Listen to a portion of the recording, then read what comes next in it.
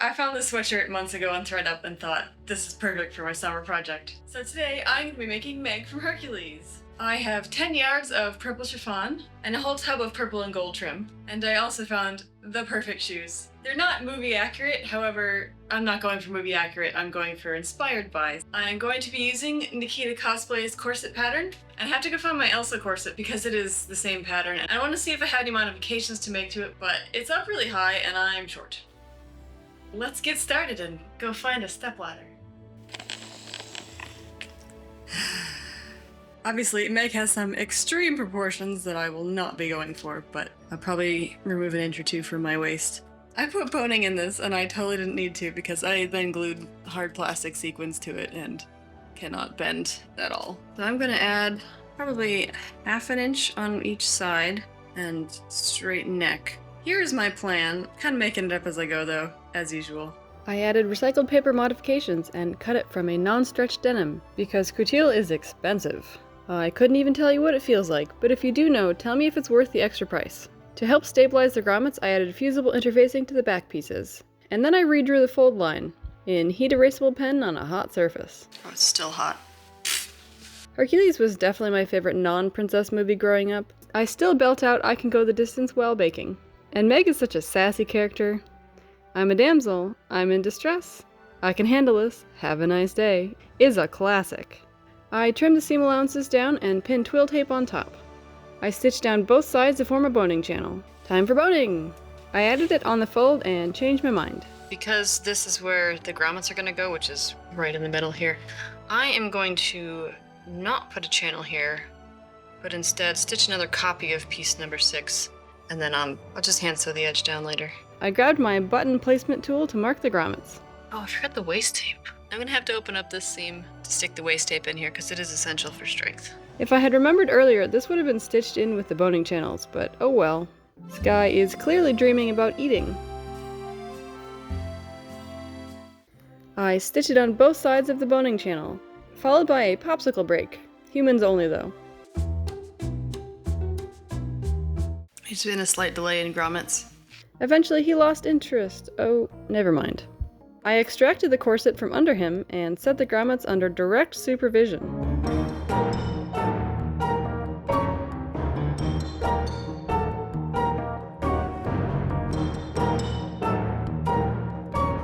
Luckily this is going to be covered by the dress and invisible zipper anyways. I added flat steel boning to some channels and temporarily laced it with my old skate laces so I could try it on. I hand-stitched the new back edge down. You know, I think I can actually just use plastic boning in this. It is so much easier and the corset is basically done. Not bad for one day. I drafted a skirt pattern and tried it on, and immediately ran into a problem. But a cute one. I tried to work around the problem, but I did eventually have to move him. I cut out 5 skirt panels from the chiffon and I couldn't decide whether or not to add a leg slit. I've seen a whole lot of cosplayers with one, and Meg does have one in a few scenes, but most of the time she doesn't, so I made an Instagram poll so I didn't have to choose. See, I told you there were 5 panels. For the lining I used this, I think it's crepe back satin, but I bought it secondhand, so we'll never know for sure. I couldn't find an opaque exact color match for the chiffon, so I went with a complementary color. Sky, that is fabric and not a dog bed. Amy's got her banana. Since I couldn't move the crepe back satin, I cut the bodice out from it first. And these are my imposter scissors again. But here are my good ones. I guess I can't move this fabric, so I'll just work around him.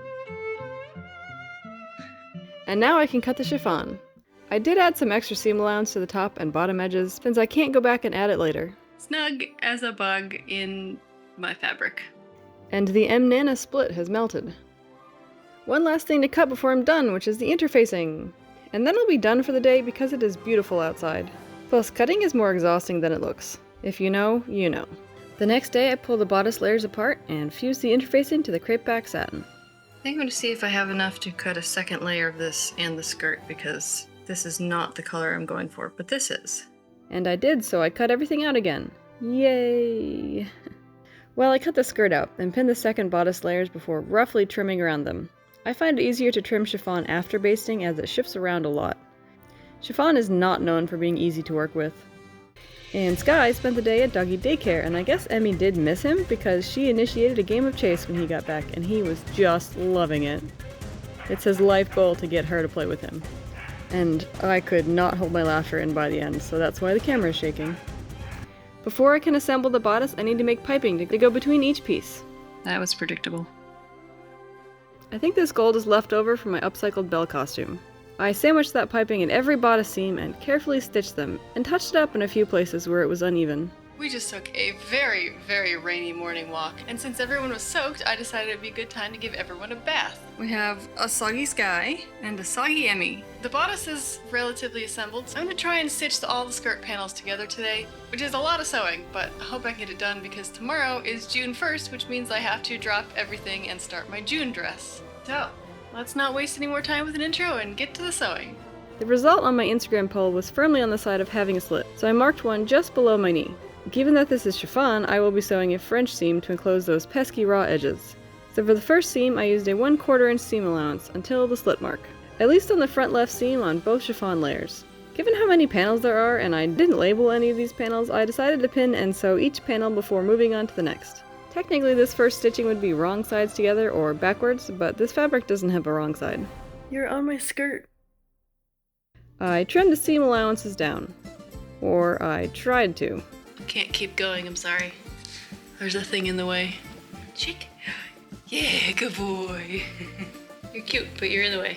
Eventually I moved him and kept on trimming. Oh. She got cold while drying. Let's just pretend that I ironed this, okay? And now I stitch it again with right sides together, trapping those raw edges. No fraying for this chiffon. I was making pretty good time on my goal of finishing these seams today, but then the power went out, so that was the end of that. At least my embroidery machine had finished. So I made the June dress, and then I made 3 more copies, because I'm an overachiever. And I also had my birthday. I'm gonna start working on the Meg dress again, except one slight problem. This is all the thread I have left, so there's more shipping to me right now. So I'm gonna go as far as I can on the light layer, and then when I run out, switch to the dark layer. My 4th June dress was the same color. There was only supposed to be 1 June dress, but as soon as I put on the mock-up, I loved it and I knew I had to make a bunch. I did a double fold hem on both sides of the leg slit and still didn't run out of thread. Woo! I pinned the crepe back satin with wrong sides together as I will also be doing a French seam, so I stitched the first seam, trimmed the seam allowance down off camera, and even ironed the seam allowance before stitching the second part. And then I thought I'd be sneaky and stick my tag in this seam, but let me know if you see the problem here. Well, I didn't, so I stitched it in, and promptly unstitched it. We're not gonna talk about this. I stitched on the inside. Look, they're touching! I ironed all of my French seams, including the chiffon layers, and I set these aside for now. Back to the bodice first. My design has straps, so I cut out 2 4-inch wide rectangles to be the straps. I stitched them into tubes, flipped them right side out, and ironed them flat. So I was gonna do the draped bit on here. We have a problem. You can still clearly see the piping. Plan B was to make a short bodice from the strap fabric, complete with my last scraps of interfacing, and the last scraps of strap fabric. And then I could drape the chiffon on top. One thing that I have that is very much like Meg is weak ankles. As a figure skater, I built up a lot of leg muscles, but my ankles were firmly in a boot, and I actually still have a dent in the muscle from the boot. Am I the most amazing person with weak ankles? That remains to be seen. I was just making a joke here, but I rolled my ankle right after finishing this dress. I also draped the back panels with sloped pleats. Look at my damp poodle puddles. I cut the underbust band from the crepe back satin, but had to wait for more interfacing to arrive. My interfacing is here. Not sponsored, I'm just a fan. This one is even better of a color match than the original thread. I cut and fused my interfacing before stitching gold piping on both edges. I stitched the top one to the mini bodice, stitching very slowly on the piping stitches. I marked where I wanted the band to lay on the full bodice and cut this without any seam allowance. Sigh. I pinned the lower bodice to the upper bodice and stitched very slowly on the piping stitching again. I added chiffon to the straps and used some decorative top stitching to hold it down. I discovered this stitch slightly too late. It would be perfect, but I really don't want to redo this strap. Plus this looks pretty good. I tried the bodice on to place the straps and pinned it and the corset together before realizing I needed some extension pieces from, cutting the bodice earlier. But I made it pretty with that other stitch. Oh my gosh, they are legitimately snuggling. This is Sky's life dream and Emmy's worst nightmare. But she does seem to be allowing it, so I guess it's okay now.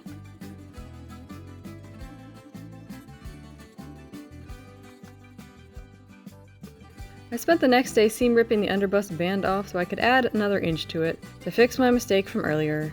Sigh. I don't want to talk about it. Much better.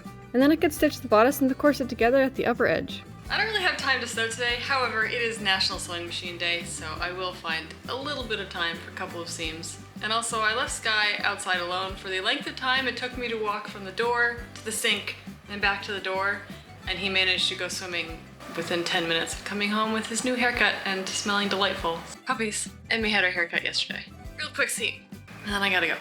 My one real quick seam was understitching the bodice. I layered the skirt lining, the chiffon skirt, and the other chiffon skirt so I could baste them together. Obviously, when I started sewing, I got lost and wanted to keep going, so I'm gonna sew a little more than I planned. I really like sewing, okay? Time to attach the skirt and the bodice. And then I'm done. I'm not gonna worry that these seams aren't matching up perfectly, because this is gonna be covered by the hip thing at some point. In honor of National Sewing Machine Day, I think I have to admit to you just how many I have, because you generally see 3 of them, but I actually own 19. It's not entirely my fault, people keep giving them to me now.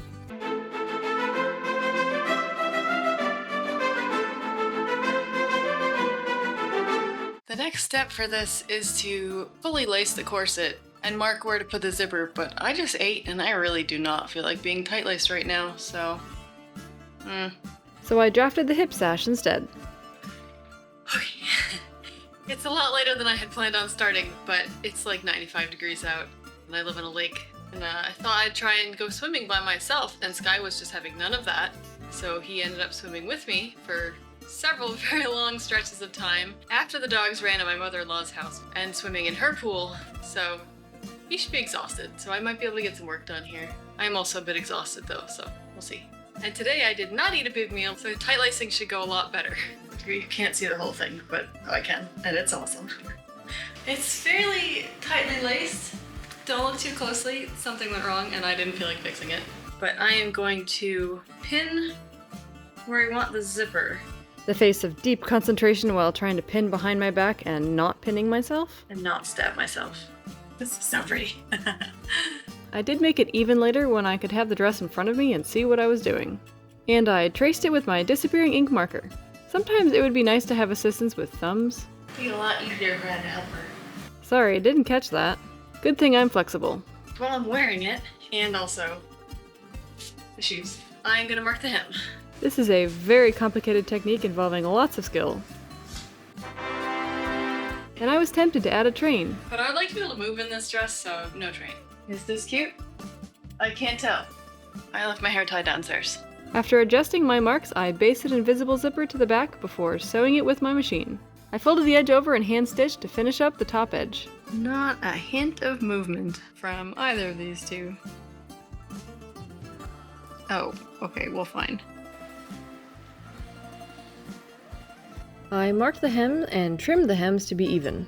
I hemmed the chiffon with my rolled hem foot, but I wanted the crepeback satin layers to be shorter, so I double folded them by hand with a larger seam allowance. On my drawing, I have piping matching the piping on the underbust band. This is all the fabric I have left, which I doubt is enough to do all of that. I had a little trouble cutting the sash from the interfacing. Really? Puppies.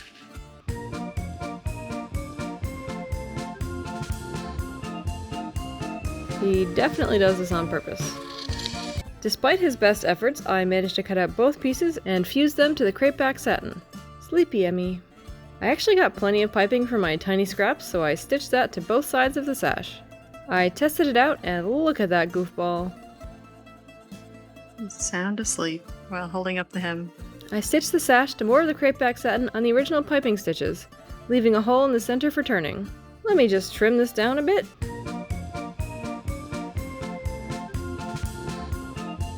Well, this is just getting ridiculous. There are 2 pieces of her sash that hang down, so I cut 2 layers of each from the crepeback satin and stitched along the edges. I hand sewed them to the opening that I left in the upper sash and closed the hole with an invisible stitch. I also added hooks and thread bars to the skinny ends. Time for some bling! I think I got these at Joann's, but I added 1 to the sash and 1 to each strap, and now the base is done! Time for rhinestones! Except the next 3 days were 95 to 100 degrees Fahrenheit, so we spent the whole time swimming in the lake. It was way too hot to even think about walking the dogs, or even think. I did make a copy of my favorite swim shirt one night, and we even went for a group jet ski ride. Remind me again which is the senior and which is the puppy, because I think I have it backwards. Back to the costume. I cut my rhinestone pattern out of rhinestone flocking material to easily make a hotfix rhinestone template, and my test went just fine. That was an utter, absolute failure, and I wish this disaster was not on my dress. Okay, well, I got most of them out. I guess my decision now is I can either hand glue all of my pattern through the entire skirt, or I was thinking maybe I could do just a gradient of rhinestones where it's denser at the bottom and then less dense up top, or I can just have a plain costume with no sparkles. Emmy's impatient. So I'm gonna think about that overnight because I'm pretty frustrated right now.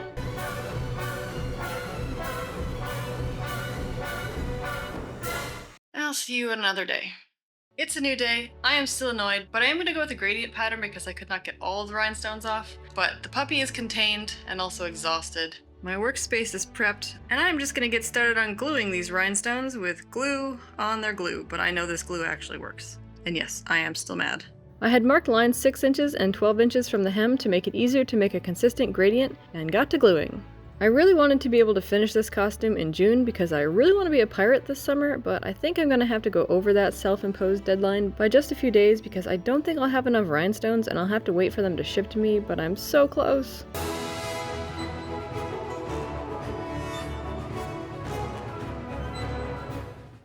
But you sent your light to be found now. It's like my engines overflow, and I am fueled, it's time to go. Oh, we are in this rush, it's love in the fast lane. I feel I'm strong beyond belief, and this is happening to me. I'm shouting over this rush, it's love in the fast lane. And it's done! I finished this a month and a half ago, but isn't this location worth the wait? Even if I realized I don't own a fake white flower the night before we left, luckily my grandparents had some, and I don't think they noticed that one went missing for a few days. I was going to make pain and panic costumes for the dogs, but it came down to that or swim in the lake, so no sidekicks this time. I also took a weaving class. Subscribe to see more of that. Bye!